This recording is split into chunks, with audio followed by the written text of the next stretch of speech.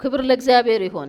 የእግዚአብሔር ቃል በኢሳይያስ ምዕራፍ 43:19 ላይ እንደዚህ ይላል፣ እነሆ አዲስን ነገር አደርጋለሁ እርሱም አሁን ይበቅላል። እነሆ አዲስን ነገር አደርጋለሁ እርሱም አሁን ይበቅላል። ሃሌሉያ። እናንተ ሳታውቁትምን? በምድረ በዳ መንገድን በበረሃም ወንዞችን አደርጋለሁ ይላል። ሃሌሉያ። ይሄን ማድረግ የሚችለው እግዚአብሔር ብቻ ነው። ይሄን ማድረግ የሚችለው እግዚአብሔር ብቻ ነው። ያልተጠበቀን ነገር ማድረግ የሚችለው በሰው አይምሮ ያልታሰበ ነገር መስራት የሚችል እግዚአብሔር ብቻ ነው። ስለዚህ ወገኖቼ ዛሬ ያረጀ ነገር በቃ ሺፍት ማድረግ ይጀምራል። አዲስ ጉዞ፣ አዲስ ቻፕተር፣ አዲስ መንገድ ብያለሁ። አዲስን ነገር ጠብቁ በህይወታችሁ። አዲስን ነገር ጠብቁ በህይወታችሁ ላይ እንደነበረ አይቀጥልም። ብዙ ነገር አይቀጥልም። ምክንያቱም ወገኖቼ እግዚአብሔር አዲስን ነገር የሚያደርገው ዝም ብሎ ራንደምሊ አይደለም። ዝም ብሎ በቃ ስለፈለገ አዲስ ነገር አያደርግም። ምክንያቱም ለምን መሰላችሁ? ሲዝን ሲቀየር፣ ወቅት ሲቀየር እግዚአብሔር አዲስን ነገር መስራት ይፈልጋል። በአዲስ ወቅት ላይ አዲስን ነገር መስራት ይፈልጋል። አዲስ አካሄድን ማሳየት ይፈልጋል ለህዝቡ። ይሄን የሚያደርገው እግዚአብሔር ዝም ብሎ በዘፈቀደ ሳይሆን ዓላማ የሚባል ነገር በእግዚአብሔር መንግስት ውስጥ ስላለ ነው። እያንዳንዱ ሰው ዝም ብሎ ድንገት ወደ ምድር ዱብ አላለም። በዓላማ ነው የተፈጠረ። እግዚአብሔር በእያንዳንዳችን ውስጥ ዓላማ የሚባል ነገር አስቀምጧል። ያንን ዓላማ እስከ ፍጻሜ ለመውሰድ እግዚአብሔር ሲዝንን እየጠበቀ ለህዝቡ አዳዲስ መንገድን ያሳያል። አዳዲስ ቻፕተሮችን ይከፍታል። አዲስ ሲዝን ሲመጣ ከሲዝኑ ጋር አብሮ አለመራመድ በጣም የእግዚአብሔርን ሐሳብ ወደ ኋላ ይጎትተዋል። የእግዚአብሔርን እቅድ ያስተጓጉላል። እግዚአብሔር በህይወታችን ሊሰራ የፈለገው ነገር በአግባቡ እንዳይፈጸም በጊዜ እንዳይሆን ይገትታል። በጊዜ እንዳይፈጸም ያደርጋል፣ ያዘገያል የእግዚአብሔርን ሐሳብ በህይወታችን። ስለዚህ ወገኖች ንቁ። ሲዝን ሲቀየርና እግዚአብሔር ቃሉን ሲልቅ አዲስን ነገር ላደርግ ነው ሲል ለአዲስ ነገር የተዘጋጀ ማንነት እግዚአብሔር ይፈልጋል። እንዳቀባበላችን ስለሆነ ባረጀ አቁማዳ አዲስ የወይን ጠጅ ማድረግ ይቻላል? አይቻልም ይላል ኢየሱስ። ለምን? ባረጀ አቁማዳ አዲስ የወይን ጠጅ ብታደርግ አዲሱን የወይን ጠጅ አሮጌው አቁማዳ መያዝ ስለማይችል ይፈነዳል፣ ይባከናል። ለታለመለት ጥቅም ወይን ጠጁ አይውልም፣ ይፈሳል። ስለዚህ አንዳንድ ጊዜ አዳዲስ ሐሳቦችን መንፈስ ቅዱስ ወደኛ ሲያመጣ መሸከም አቅቶን አቅማተን ራሳችንን ሳናዘጋጅ ቀርተን እግዚአብሔር በእኛ ውስጥ ዳውንሎድ ሊያደርገው የፈለገው ነገር ዳውንሎድ ሳያደርግ እንዳይባክን መጠንቀቅ ይኖርብናል። ክብር ለእግዚአብሔር ይሁን። ስለዚህ ዛሬ የማስጠንቀቂያ መልእክት ነው፣ ግን የምስራችን መልእክት ነው። አዲስ ነገር ይሆናል በህይወታችን። አዲስ ነገር መጥቷል በህይወታችን። አዲስ ቻፕተር ተከፍቷል በህይወት ላይ። ክብር ለእግዚአብሔር ይሁን። ሰው በልቡ እንዳመነ እንደዛው ነው። እንዳመናችሁት እንደዛው ነው የምትሆኑት። ከዚህ ስትወጡ አዲስን ነገር እያሰባችሁ ሜዲቴት እያደረጋችሁ ከወጣችሁ ከነገ ጠዋት ጀምሮ የምታዩት አዲስ ነገር ነው። ማንም አዲስን ነገር አይጠላም። ባይዘዌ ግን አዲስ ነገር አብሮ ለውጥ ይዞ ስለሚመጣ ለውጥን ሬዚስት የማድረግ ደግሞ የሰው ባህሪ ነው። አደገኛ ነገር ይባላል። እመጣበታለሁ። እግዚአብሔር ሊሰራ ባለበት ሲዝን ውስጥ ለውጥን የምንቋቋም ሰዎች ካለን እኛም መጠንቀቅ ይኖርብናል። እግዚአብሔር ለውጥን በሰው እንደ ግለሰብ ለውጥን እንደ ቤተክርስቲያን ለውጥን እንደ ሀገር የሚያመጣው ከዓላማው ጋር አላይን ስለሚያደርግ ነው። አብሮ ስለሚሄድ ነው። ከዓላማው ጋር ሊፈጽም ስላለው ነገር ነው እግዚአብሔር ያንን የሚያደርገው። ሬዚስት የምናደርግ ሰዎች ካለን ከእግዚአብሔር ጋር ጥል ላይ ነን። መጠንቀቅ ያስፈልጋል። ክብር ለእግዚአብሔር ይሁን። ስለዚህ እግዚአብሔር እንግዲህ በህይወታችን እድገትን፣ መነቃቃትን፣ በረከትን፣ ለታሰረ ሰው ደግሞ ነፃነትን፣ እነዚህ ነገሮች ሁሉ ማምጣት ሲፈልግ አዲስን መንገድ ነው የሚያስተዋውቀው። አዲስን መንገድ ያስተዋውቃል። እህቴ ዛሬ ጌታን የተቀበለችው እህቴ፣ የተጠመቀችው እህቴ እግዚአብሔር ታላቅ መነቃቃት በህይወቷ ላይ እንዲያመጣ አዲስ መንገድ፣ አዲስ ጉዞ ነው ያስጀመራት። እግዚአብሔር ከዛሬዋ ቀን ጀምሮ ሊያስኬዳት ለሚፈልገው መንገድ እግዚአብሔር አዲስ ቻፕተር ከፍቷል በህይወቷ ላይ። ሊባርካት ሲፈልግ አዲስ መንገድ ከፈተላት። ክብር ለእግዚአብሔር ይሁን። ስለዚህ አዲስ ጅማሬ፣ አንዳንዶቻችን አዲስ ምህረት እንቀበላለን። ምህረቱ ማለዳ አዲስ ነው። እግዚአብሔር ምህረት እኮ አዲስ ነው ማለት ትላንትና በሆነ መንገድ ምሮ ዛሬ ደግሞ ለሌላ ነገር ላይ ሲያገኝ ይምርሃል። በሌላ ዳይሜንሽን ምህረት ታገኛለህ። አዲስ ምህረት የምትቀበሉ ሰከንድ ቻንስ የምታገኙ ሰዎች አላችሁ። ክብር ለእግዚአብሔር ይሁን። እግዚአብሔር ሁለተኛ እድል ሲሰጥ እንዴት ደስ እንደሚል። ይህን ማድረግ የሚችለው እግዚአብሔር ብቻ ነው። ለሰው ልጅ ሁለተኛ እድል የሚሰጥ እግዚአብሔር ብቻ። ሰው ፈራጅ ነው፣ በተፈጥሮ ሰው ፈራጅ ነው። ሰው በሰው ላይ ይፈርዳል። እግዚአብሔር ግን ምሬሃለሁ ይላል። ዳግም ተነሳ ይልሃል። ስለዚህ አዲስ እድል የሚከፈትልን ሰዎች አለን። አዲስ ራእይ የምንቀበል ሰዎች አለን። አዲስ ኃይል የሚሆንልን ሰዎች አለን እዚህ ዛሬ በዚህ ማለዳ። ክብር ለእግዚአብሔር ይሁን።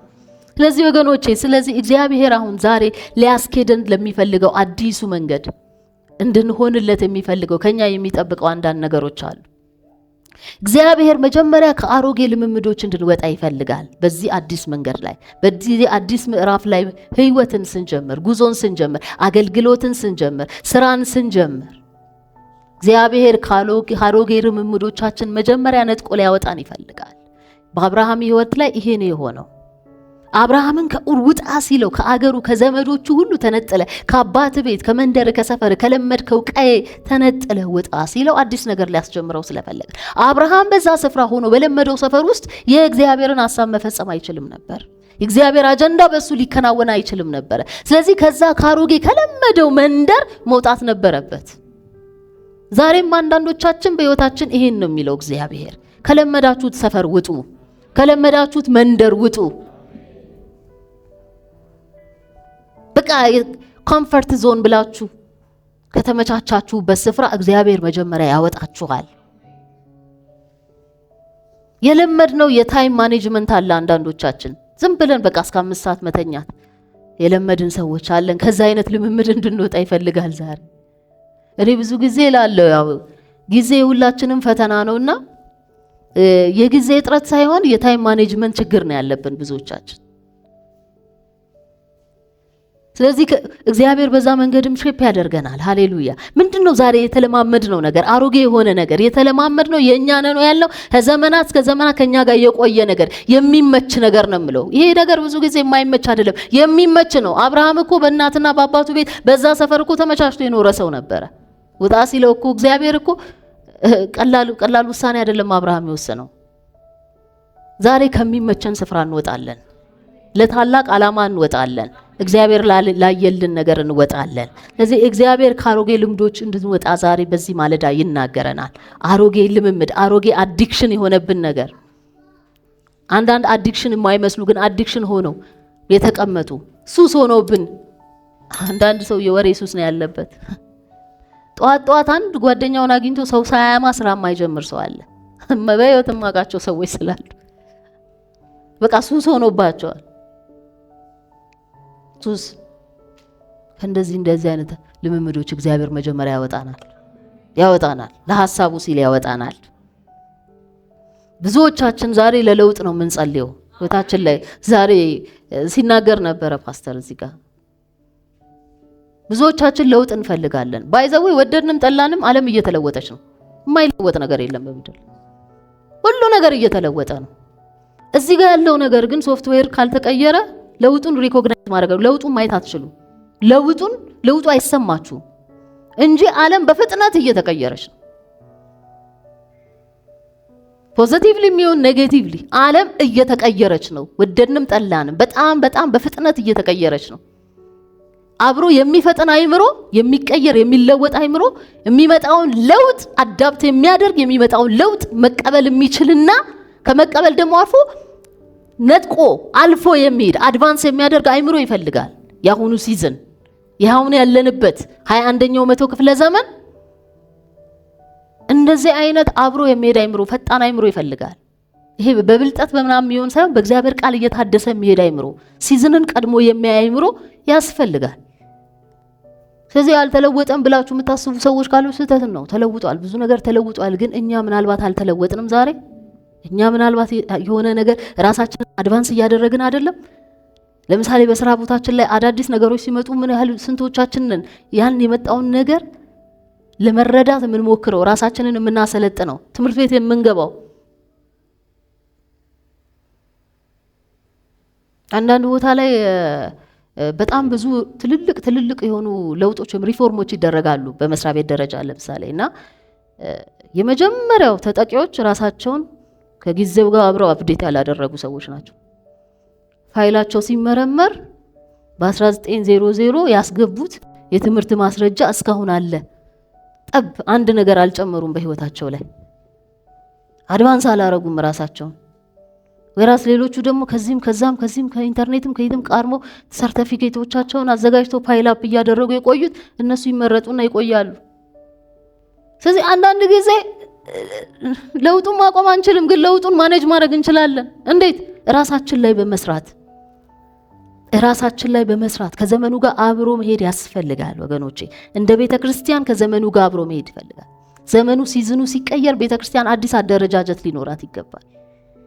በደከመችበት ኤሪያ ላይ አድቫንስ ማድረግ አለባት። መንፈስ ቅዱስ እርዳታ እግዚአብሔር መልእክት ተቀብለን ያንን መስራት ይጠበቅብናል። እንደ ቤተክርስቲያን የማታድግ ከሆነ የማታድግበትን ምክንያት ቤተክርስቲያን መርምራ ፈትና በእግዚአብሔር ቃል አዲስ አቅጣጫ፣ አዲስ አመራር፣ አዲስ አደረጃጀት መያዝ አለባት። this is what we are doing በእግዚአብሔር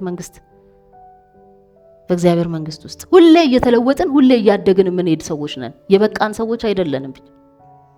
ግን ሲዝኑን ጊዜውን የሚመጥን አካሄድ እንድንሄድ እግዚአብሔር ይፈልጋል። ስለዚህ ይሄ በቤተ ክርስቲያን ይሁን በስራችሁ ቦታ ይሁን በቤተሰብ ህይወት እንደ ግለሰብም ሊሆን ይችላል። ሲዝኑ እየተለወጠ ስለሆነ ሲዝኑን የሚመጥን አኗኗር ለመኖር ራሳችን እናዘጋጅ። በሁሉም አቅጣጫ ይሄ ሜንታሊ አይምሮአችን፣ አስተሳሰባችን ኢሞሽናሊ ይሄ ኢሞሽናል ኢንተለጀንስ የሚባለውን ነገር ራሱ ዴቨሎፕ እያደረግን መሄድ ይኖርብናል ወገኖች።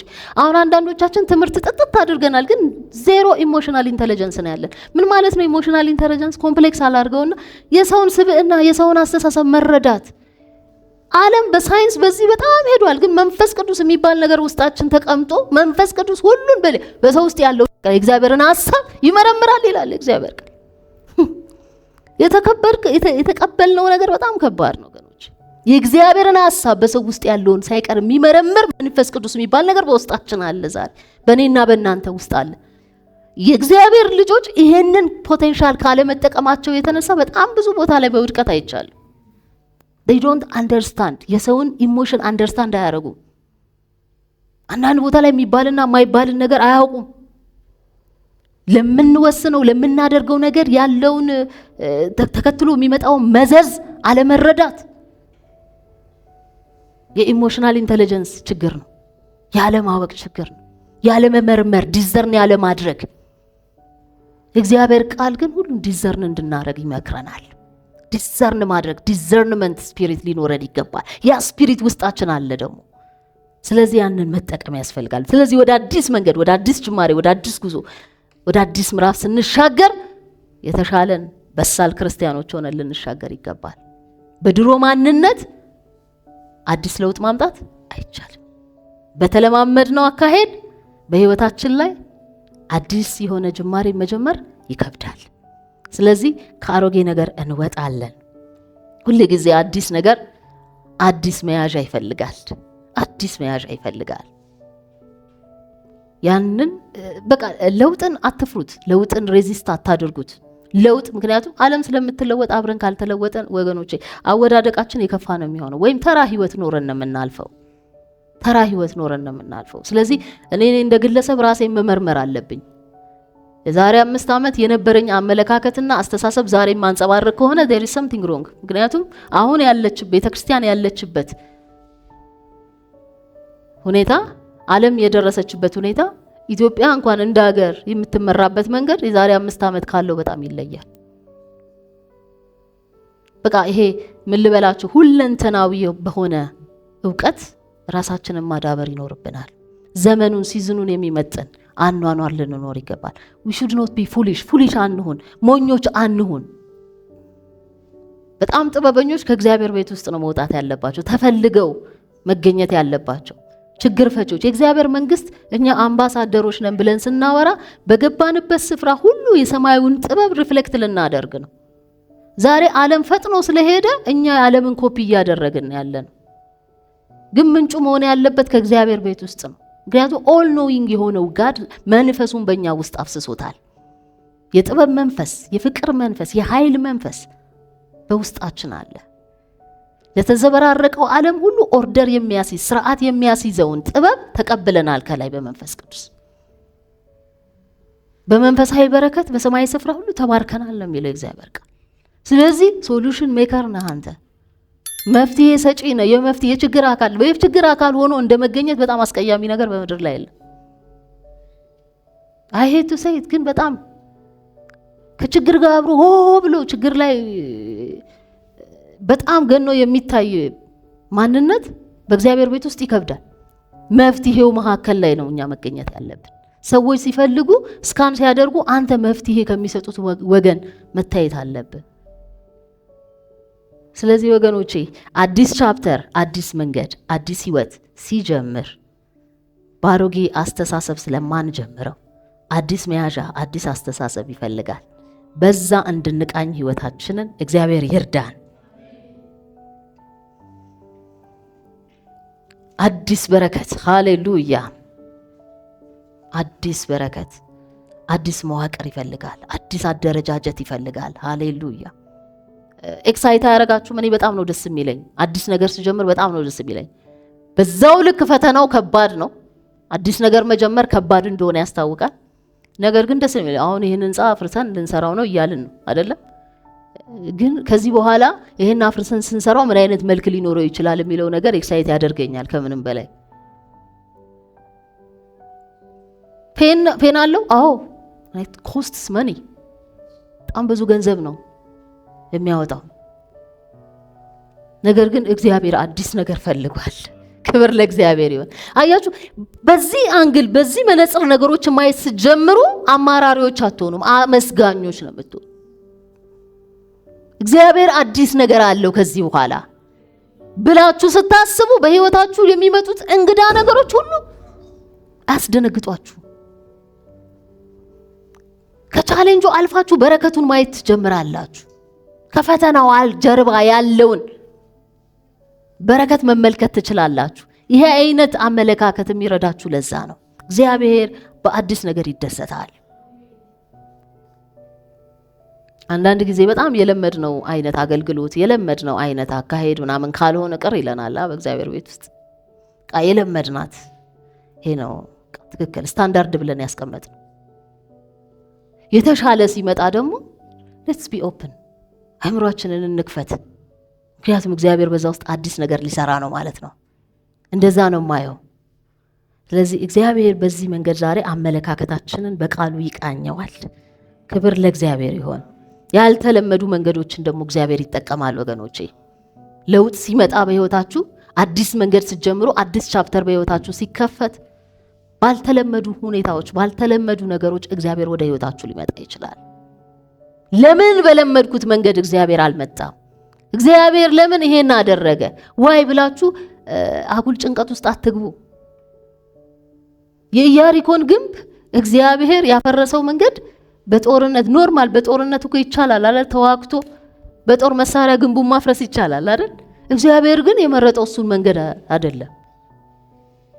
7 ጊዜ ጮሁ፣ እስከ 6 ጊዜ ዝም ብለው ይጮሃሉ። 7ኛው ላይ ሲጮሁ ህዝቡ ሲጮህ ግንቡ ይፈርሳል አለ። ኢሳምቤዚ ቁጭ ብዬ በቃ ሳስበው ነበረ ይሄን ነገር።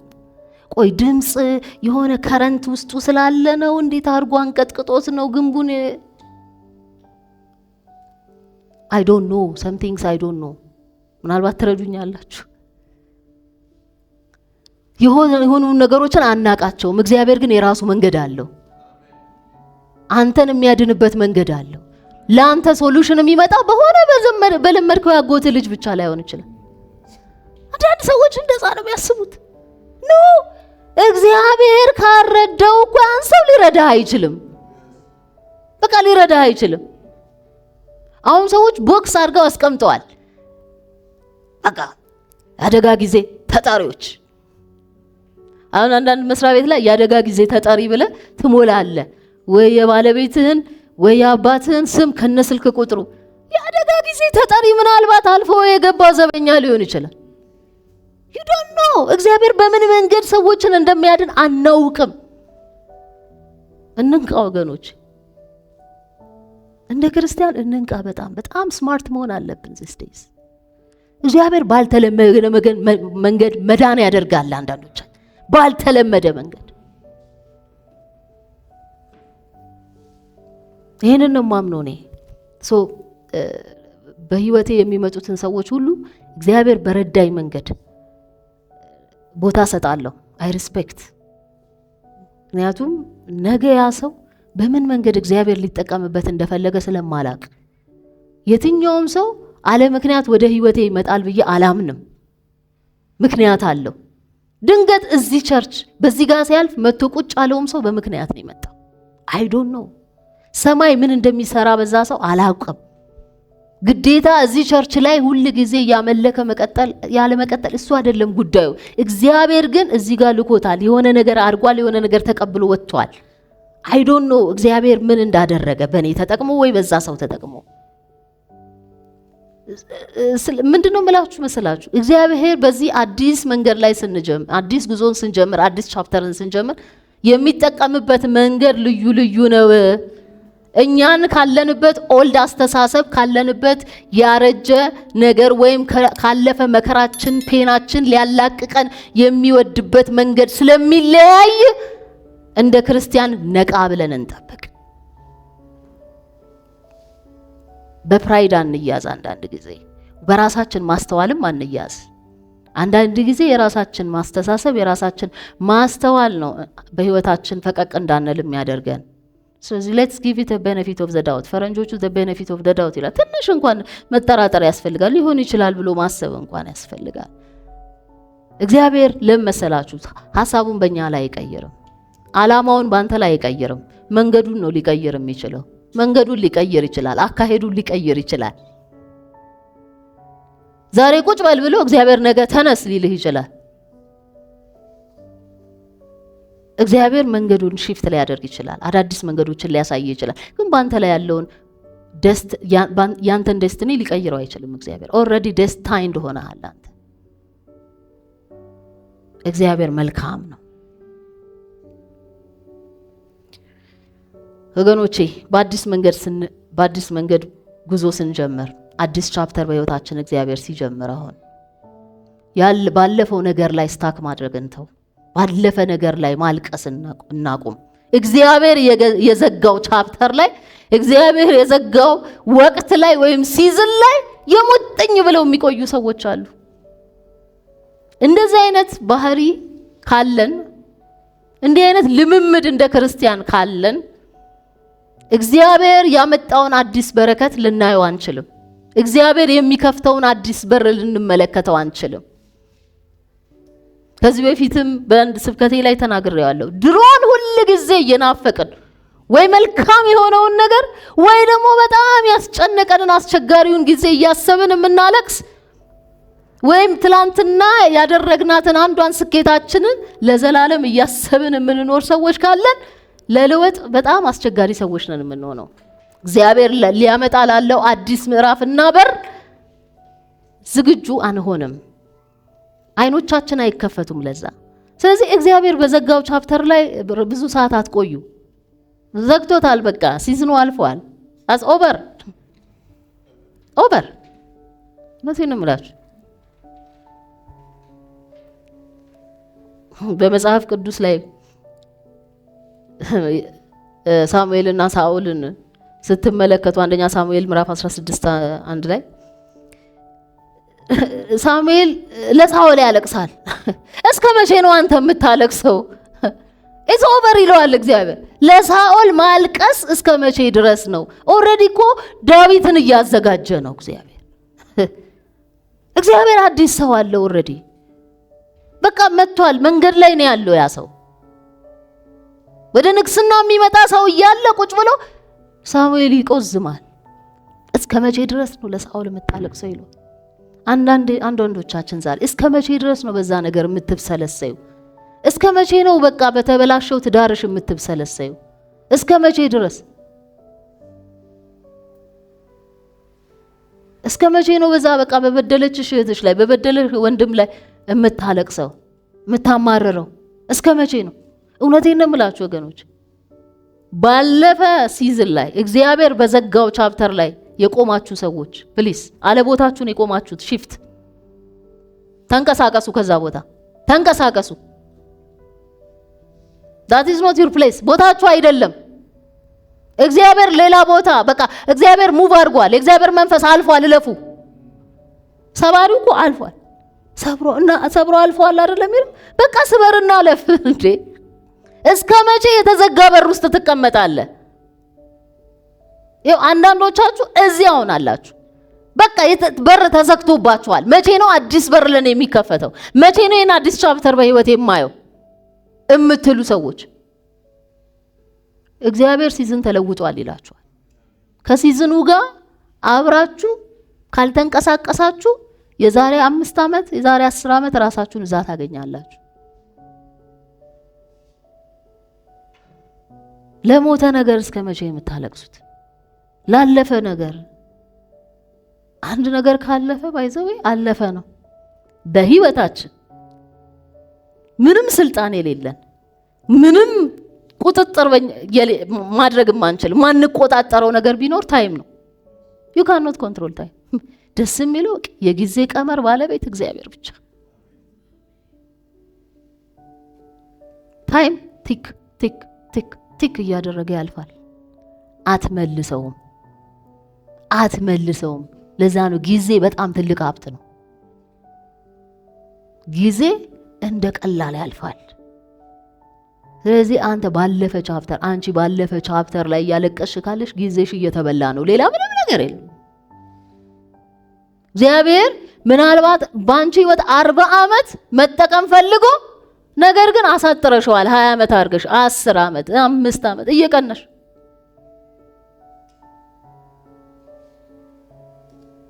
ስለዚህ ወገኖቼ ያለፈ ቻፕተር አልፏል። ጊዜን መመለስ አይቻልም። አንድ በህይወቴ የተማርኩት ጥበብ አንድ የተበላሸ ነገር ላይ አልቆይም። አይ ሙቭ ሆነ ማስተካከል የምችለው ነው አይደለም። ቴንክ ዩ አለፍኩኝ። በቃ ካላስፈላጊ ጭንቀት አንዳንዶቻችን የበሽታችን ምንጩ ጭንቀት ነው። የብዙ ሰው ማለት ይቻላል these days በጣም ለምን ብለህ ትጨነቃለህ? ገኒ ለምን ብለሽ ነው የምትጨነቂው? ለማን ብለሽ? ሲዝኑ አልፏል። ሙቭ ሆኗል። አትመልሽም። ሙቭ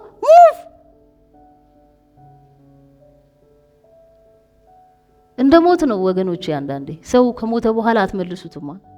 ሰው እርሙን ያወጣል ይባላል። የሆነ ጊዜ በቃ እርሙን እንዲያወጣ እንደውም እንደዚህ የሆነ በቃ ሄዶ ፓርቲሲፔት ማድረግ ሁሉ አለበት እዛ ለቅሶ ላይ። እርሙን ካወጣ በኋላ በቃ እንደማይመለስ ስለሚያውቅ ያ ሰው አዲስ ቻፕተር ይጀምራል። አንዳንድ ነገሮችን በህይወታችን ልክ እንደዛ እንደሞተው ሬሳ ነው መቁጠር ያለብን። እንደማትመልሰው ነገር አዲስ ህይወት ለመጀመር የአዲስ ህይወት እንቅፋት ሁሉ ጊዜ ባሮጌና ባረጀ ነገር ባረጀ ሲዝን ውስጥ መቆየት ነው። ጊዜው ሲለወጥ አብሮ ሽፍታ ለማድረግ አብሮ አለመራመድ ነው። ህይወታችን ላይ ለውጥ እንዳናገኝ የሚያደርግ ለውጥን እንዳንለወጥ በትምህርት አፕግሬድ እንዳናደርግ ትላንትና ደደብ ብሎ ቃል ያወጣብህን አስተማሪ እድሜ ዘመንን እያሰብከው ከኖርክ በቃ ሰውታ ላይ ነው። ከ8ኛ ክፍል ንቅንቃቲም እዛው ነው የምትቆዩ። አንዳንዶቻችን በቃ የተነገረብን የወጣብን ቃል ነው ያዘን። ሽፍት የእግዚአብሔር ቃል አይምሮን ያድሳል።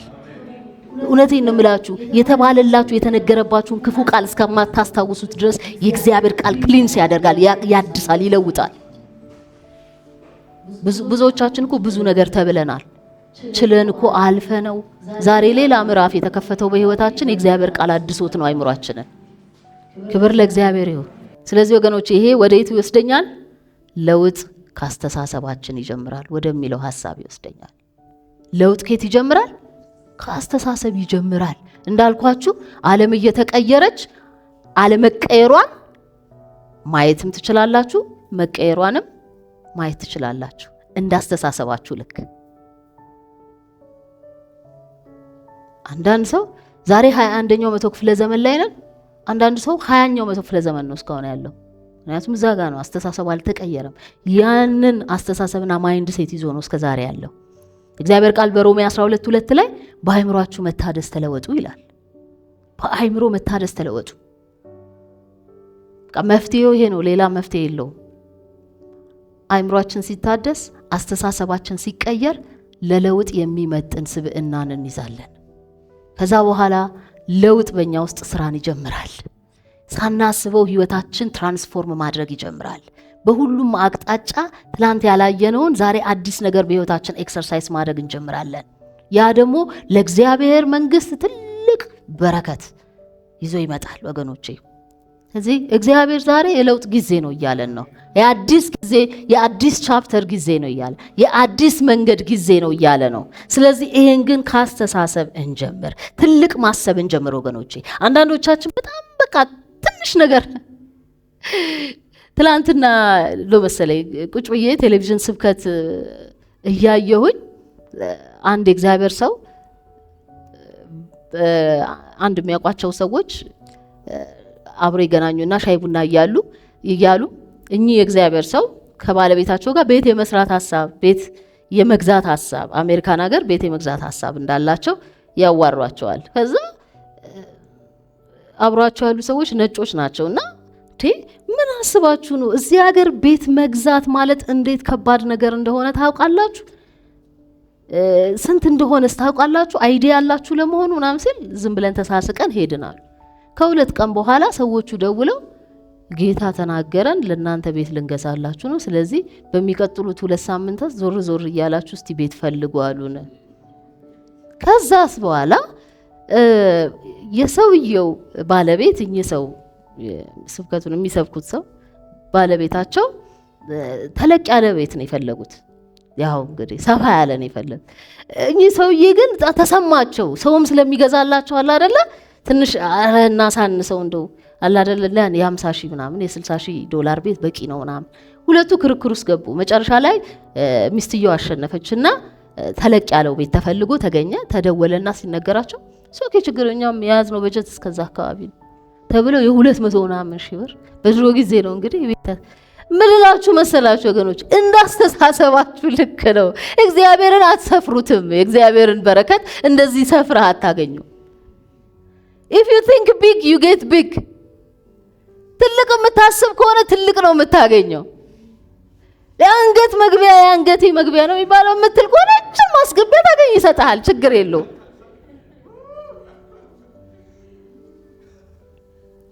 ምንም ችግር የለውም። እንደዛ ነው ሰው በልቡ እንዳሰበ እንደዛው ነው። የምናስበውን ነው የምናገኘው። think big።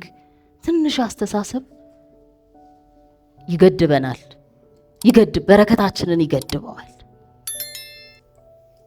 ይገድበዋል። ስለዚህ እግዚአብሔር ሁሉ በሉ በሁሉ የሆነ አምላክ ነው። ብሩም ወርቁም የሱ ነው፣ ምድርና ሞላዋ የሱ ናት። ስለዚህ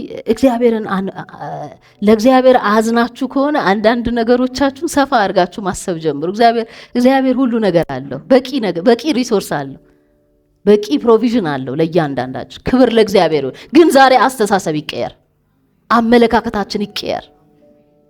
ክብር ለእግዚአብሔር። መታመን ይሆንልን። በቃ ዘወትር ደግሞ በመማር ሂደት ውስጥ እንለፍ። ህይወታችን መለወጣል። መማር አድቫንስ ማድረግ አለብን። ሁሉ ጊዜ በጥበብ መመራት፣ በጥበብ መመላለስ ይሆንልን። እግዚአብሔር ቃል ጥበብ የሞላው ቃል ነው። አንዳንድ ጊዜ ጥበብ ከመጉደል የተነሳ ነው በረከቶቻችን የተያዙት፣ በር የተዘጋብን፣ ቻፕተሩ የተዘጋብን፣ መሻገር ያልቻልነው፣ ከዓመት ዓመት ህይወታችን ያልተለወጠው ትንንሽ የሚመስሉ በሰው እይታ እዚህ ግባ የማይባሉ ነገሮች ላይ ጥበብ የጎደለው አካሄድ ስላለን ነው። ጥበብ የጎደለው ንግግር፣ ጥበብ የጎደለው አካሄድ፣ ጥበብ የጎደለው አለባበስ፣ ጥበብ እውነቴን ነው ብላችሁ ኢት ማተርስ። አይ ግድ የለም፣ አይ ችግር የለውም፣ ትረስት ችግር አለ። ችግር አለው። አለባበሰ ችግር አለው። አንዳንድ ቦታ ላይ አለው። እዚህ መድረክ ላይ ቆመን የምናሳየው ነገር ችግር አለው። እንዳቀራረባችን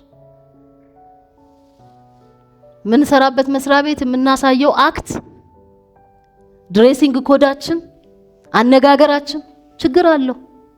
ችግር የለውም ብለን እንዳናስብ። ዓለም እያደረገው ስላለ እኛም እናደርገዋለን ማለት አይደለም። እኛ የተለየን ሰዎች ነን ወገኖቼ። አንዳች ነገር አይገኝባችሁ በእናንተ አንዳች ነገር። ኢየሱስ እኮ እንደዛ ነው ያለ። እዚህ ዓለም ገዢ ይመጣል ግን አንዳች በእኔ የለውም ማለት። ለምን አንዳች ይገኝብናል እኛ? ለምን የማሰናከያ ምክንያት እንሆናለን? ዋይ እዚህ ወገኖቼ በጥበብ እንመላለስ። ክብር ለእግዚአብሔር ይሁን። አንድ እችን ሐሳብ ልናገር መጨረሻ። የመጀመሪያዋ ቤተክርስቲያን ላይ በአዲስ ኪዳን ላይ ጴጥሮስ እግዚአብሔር ለጴጥሮስ የሰጠው አሳይመንት ይገርመኛል። ወደ ቆርኔሌዎስ ቤት እንዲሄድ ሲለው ጴጥሮስ በጣም የለመደው ከአይሁድ ጋር ነው። ኑሮው፣ አበላሉ፣ አካሄዱ፣ ኑሮ ሁሉ ከአይሁድ ጋር ነው። ሂዳዝን ነው ከዛ ውጭ ሆነ አሕዛብ ጋር አይቀላቀልም፣ ይጸየፋል አሕዛብ። እግዚአብሔር ግን ትልቅ ፐርፐዝ ነው ያለው በጴጥሮስ ላይ። ስለዚህ በሐዋርያት ሥራ ላይ ሄዳችሁ ስታነቡ ለአሕዛብ እንደጠራው ሊያሳየው ወደ ቆርኔሌዎስ ቤት ላከው። ሬዚስት አደረገ። ለውጥ ነው፣ አልተመቸውም፣ ዲስኮምፈርት ነው ለሱ። ኖ የፈለኩ ለዚህ አይደለም፣ አሕዛብ ቤት እንድትገባ ነው። ዛሬ እንዲህ ተሟሙቀን ምናምን እንቀመጥበት ጊዜ አይደለም ወገኖች። የእግዚአብሔር መንግስት ትወጣለች፣ ትናጠቃለች። ከኮምፈርት ዞናችን እንውጣ።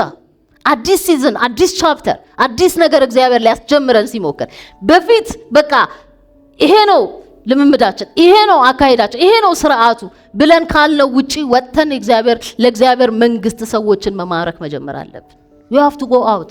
የኛ አሳይመንት ቤተክርስቲያን እዚች 4x4 በሆነች ክፍል ውስጥ ሳይሆን የኛ አሳይመንት ውጪ ነው። የኛ አሳይመንት በየመስሪያ ቤቶቻችን ነው። የኛ አሳይመንት በየሆስፒታሉ ነው። የኛ አሳይመንት በየንግድ ስፍራው ላይ ነው። እዛ ጋር ነው ትልቁ ስራ ያለው። ስለዚህ ያው ካልቸር ሆኖብናል። ባይዘው እንደ ካልቸር ሆኖ አድጓል። በፕሮቴስታንቲዝም እምነት ውስጥ የሆነ የራስ ነገር ብቻ መፈለግ፣ በቃ ኮንፋይንድ ሆኖ መቆየት፣ አለመቀላቀል። ከኔ ጀምሮ ይሄ ይሰበራል በኢየሱስ ስም። አዲስ ቻፕተር ጀምሯል። አዲስ መንገድ ጀምረናል። እንወጣለን።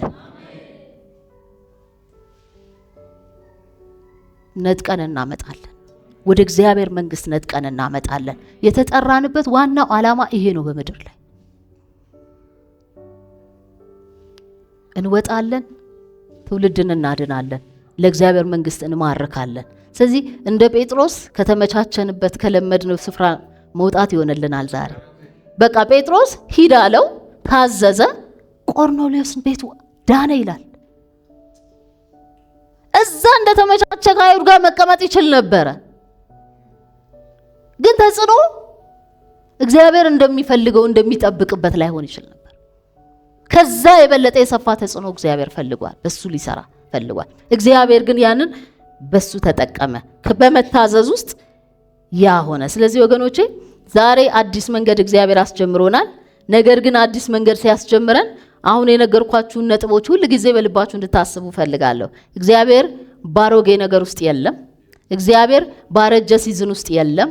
አረጀ ሲዝን ውስጥ የቆማችሁ ሰዎች ስፍራችሁን ቀይሩ። ሲዝን ተቀይሯል።